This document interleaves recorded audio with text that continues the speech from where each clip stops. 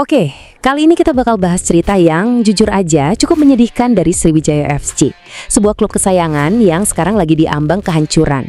Ini tuh kayak sebuah pengingat kalau raksasa pun bisa tumbang. Nah, ini dia pertanyaan utamanya.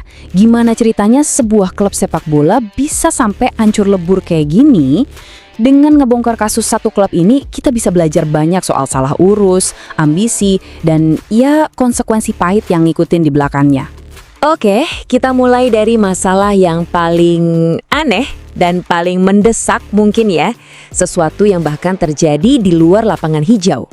Coba bayangin, kabar terbarunya itu Sriwijaya FC lagi hadapin sengketa yang bisa bikin mereka diusir dari kantor sekretariatnya sendiri. Serius deh, klub profesional tapi nggak punya rumah. Tapi ternyata masalahnya nggak sesimpel itu. Kantor ini kan bukan punya mereka, tapi statusnya pinjaman dari pemerintah provinsi. Nah, sekarang malah ada polemik soal sewa-menyewa. Jadi makin ribet urusannya. Nambah lagi lapisan birokrasi di tengah krisis yang udah panas. Nah, semua kekacauan di luar lapangan ini, gimana dampaknya ke lapangan hijau? Ya, seperti yang bisa ditebak, performa tim jadi cerminan paling jujur dari kondisi klub yang lagi sakit ini. Di putaran kedua musim Championship 2025-2026 yang kacau balau itu, mereka main 18 kali. 18 pertandingan. Itu artinya ada 18 kesempatan buat bangkit, buat nunjukin kalau semangat juang mereka masih ada. Dari 18 laga itu, coba tebak, berapa kali mereka menang? Jawabannya 0, kosong.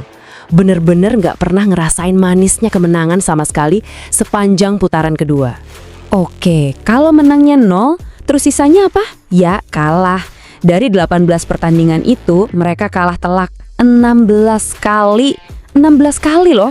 Mereka harus ninggalin lapangan dengan kepala tertunduk, sementara lawan mereka pesta pora.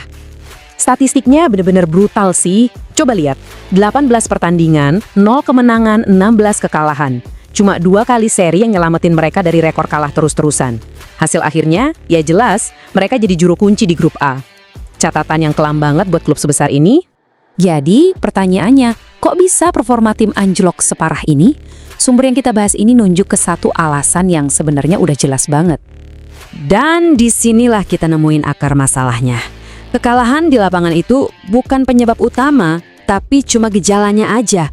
Penyakit yang sebenarnya, kankernya, itu ada di laporan keuangan mereka.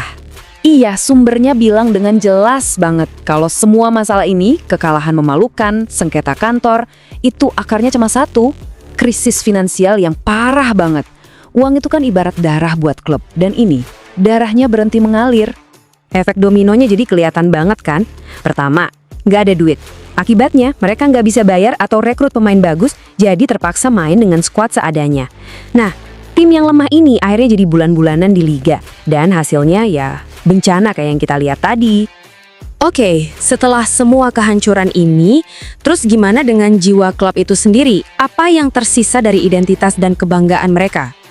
Ini dia julukan kebanggaan mereka, Laskar Wong Kito, prajurit Wong Kito, nama yang kedengarannya gagah, penuh semangat juang, dan kehormatan. Dan disinilah ironi yang paling menyakitkan. Di satu sisi, ada julukan Laskar, pejuang yang hebat. Di sisi lain, ada kenyataan pahit, tim yang nggak bisa menang sama sekali, dan sebuah institusi yang terancam jadi tunawisma. Jadi, kita tutup bahasan ini dengan satu pertanyaan besar. Di tengah kehancuran finansial dan prestasi yang parah ini, apa semangat Laskar Wong Kito masih bisa bangkit lagi dari puing-puing? Atau jangan-jangan kita lagi nonton babak akhir dari salah satu klub paling bersejarah di Indonesia?